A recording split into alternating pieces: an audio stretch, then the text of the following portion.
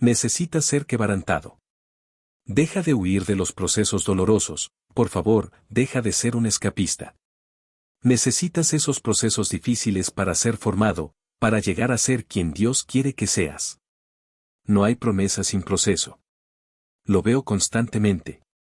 Esta generación se frustra con demasiada facilidad, cuando las cosas se ponen difíciles y tiende a huir de las atmósferas de presión que podrían formarlos. Si la relación de pareja pasa por una crisis, se divorcian. Si en el trabajo les exigen más rendimiento, dejan el puesto. Si en su iglesia local les corrigen, se marchan a otra comunidad. De hecho, se ha puesto de moda la idea de aprender a soltar, pero creo que se habla poco de aprender a permanecer. Es decir, no salir corriendo cuando las cosas se ponen difíciles. A veces, hay que agarrarse fuerte, aunque te duela. Porque merece la pena quedarse. Huir de todo dolor es la mejor manera de boicotear tu propio desarrollo, porque es bajo presión donde experimentamos el mayor crecimiento. Yo llamo a esto, procesos de quebranto que liberan la vida que está retenida. Deja que me explique. Cuando yo era un muchacho infantil y con serios problemas de carácter, había una frase que me decía mi padre y que yo odiaba. La odiaba. Muchísimo. Recuerdo que solía decírmela mirándome a los ojos, con una sonrisita contenida debajo de su bigote y con voz tranquila, justo después de que yo hubiese explotado por cualquier cosa. Itiel, Dios aún tiene que quebrantar mucho para que le pueda ser útil. ¿Quebrantar? En serio, me daba mucha rabia cada vez que me lo decía.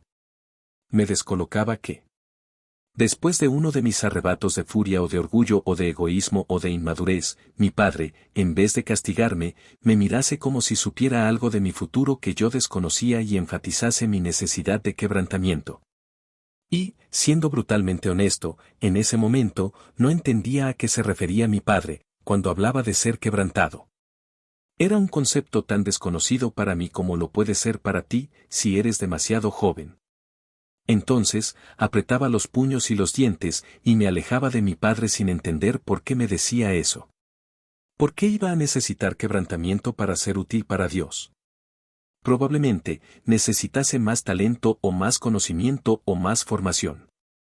¿Pero quebrantamiento?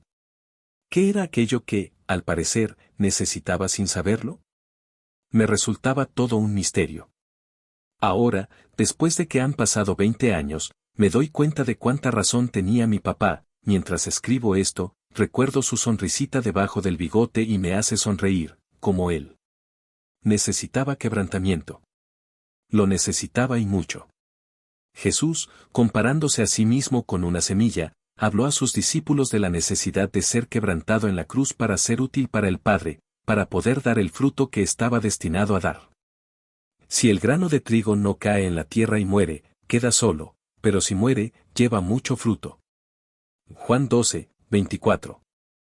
Jesús dijo, me van a partir en la cruz, voy a ser rasgado y herido, abierto en 1000 pedazos.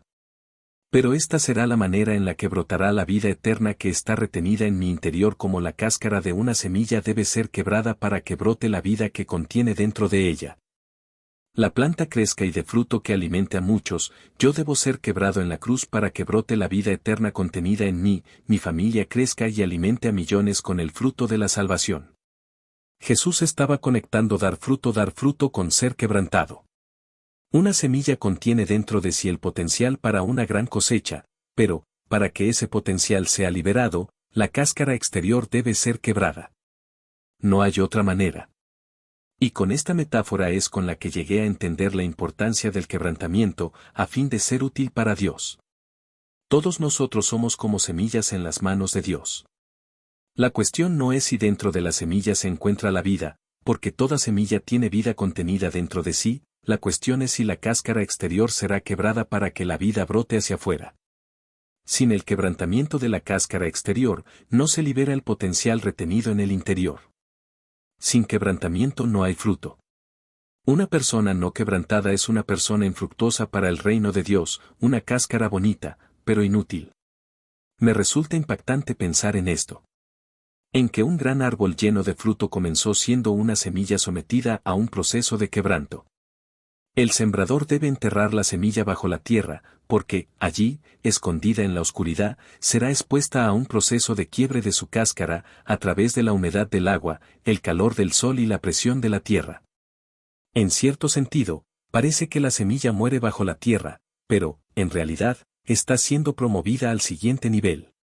De la misma manera, Dios nos somete a procesos de quebranto en la oscuridad, nos expone conscientemente a circunstancias que duelen, de tal manera que pareciera que nos está matando, pero, en realidad, no nos está matando. Nos está promoviendo al siguiente nivel. Por esa razón, huir de los procesos de quebranto boicotea nuestro crecimiento. Aunque nos duela, no hay otra manera de fructificar, ni para la semilla ni para el cristiano. Así como no hay resurrección sin cruz, no hay promesa sin proceso. Necesita ser quebrantado. Y punto. Si Dios te entierra, es porque te quiere promover. Pero, honestamente, a todos nos da miedo ser enterrados por Dios en la oscura tierra de las circunstancias difíciles. Pero, créeme, cuando Dios te procesa en la oscuridad, te está preparando para exponer tu fruto en público. Es cierto, esa aparente muerte es terrible, pero, a la vez, es la catalizador de una gran cosecha. Por esa razón, Dios está tan interesado en procesarte. Cuando entiendas esto, dejarás de huir del quebranto y comenzarás a amar el proceso tanto como amas la promesa. Pero puede ser que, en este punto del texto, aún sigas sin entender a qué me refiero exactamente con quebrantamiento. Tranquilo, me pasaba lo mismo cuando me lo decía mi papá. Entonces, si para que la semilla cumpla su propósito debe quebrarse su cáscara, ¿qué debe quebrarse en nosotros para ser útiles para Dios? Debe quebrarse nuestro yo, debe humillarse nuestro ego. Por favor, permite que me explique, aunque lo haré de manera brevísima. Nuestro ser se compone de cuerpo, alma y espíritu, aunque, en realidad, a mí me gusta decir que somos un espíritu que tiene un alma y está dentro de un cuerpo. El espíritu humano es el soplo de vida que Dios nos insufló en el día de nuestra creación, el aliento divino, una parte de Dios mismo que está en nosotros. El alma es la suma de nuestra voluntad, intelecto y emociones, lo que podríamos llamar el ego o nuestro yo. Finalmente, el cuerpo es nuestro vehículo para interactuar con el mundo material a través de los sentidos. Obviamente. Esto es una simplificación de algo mucho más complejo.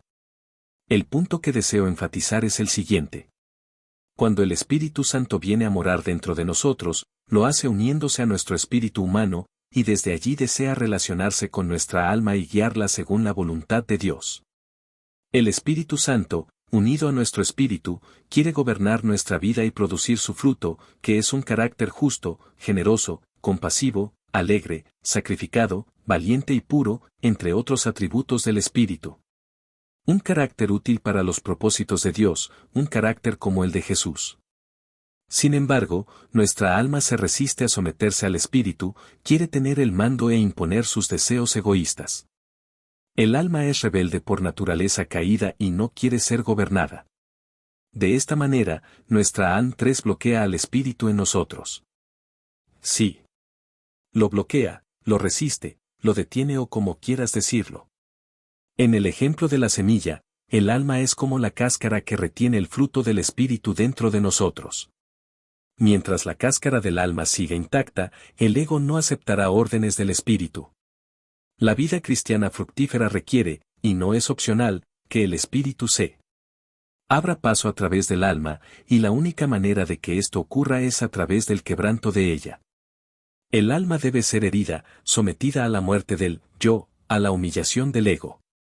Solo así se libera el espíritu y nos convertimos en cristianos llenos de fruto que alimentan a otros. ¿Cómo es una persona quebrantada? Es una persona rendida a Dios, cuya alma se somete a la voluntad del espíritu. ¿Y cómo se ve eso? Hay que prestar atención a cómo piensa, habla y actúa, porque una persona quebrantada se parece a Jesús. Mientras sigas obcecado en preservar intacta tu alma, serás un cristiano sin fruto. Inútil para Dios.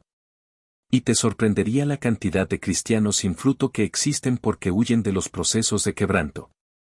Y creo que nuestra obsesión por preservar nuestra alma intacta se debe a que estamos convencidos de que ésta tiene más valor del que realmente ostenta.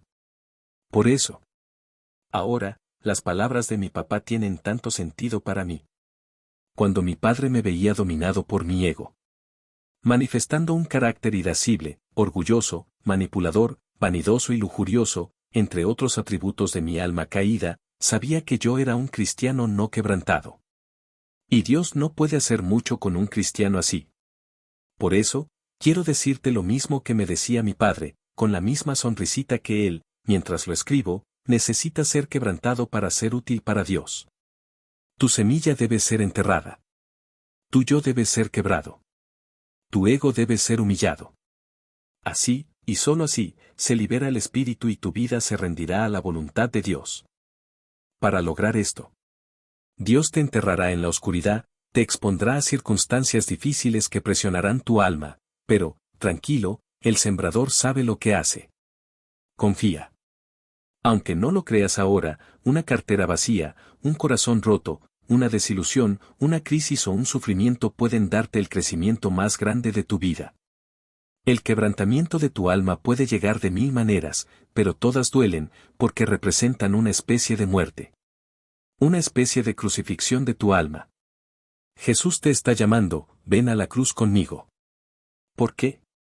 Porque en la cruz es donde se quiebra tu opinión, tu control, tu vanidad, tu egocentrismo y todo lo que representa la supremacía de tu alma. No huyas de tu crucifixión del alma, ni anestesies su dolor.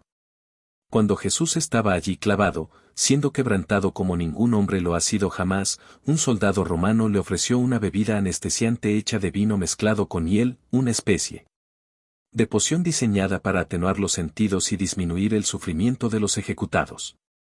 Sin embargo, Jesús rechazó anestesiar su dolor, no huyó de él intoxicando sus sentidos, sino que enfrentó el quebranto de la cruz sabiendo que era el proceso necesario para alcanzar la promesa. Lo que mantuvo a Jesús allí clavado, sin escapar de aquel madero que le partía con tanta violencia, fue la certeza de que el fruto de su sufrimiento compensaría el dolor que, en ese momento, experimentaba. Tú tampoco huyas de la cruz, no anestesies el dolor con cualquier droga que se te ofrezca.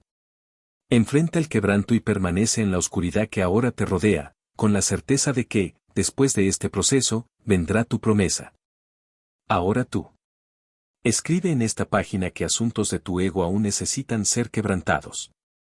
Esos vicios y taras de tu alma que son un obstáculo para que el fruto del Espíritu se libere en ti.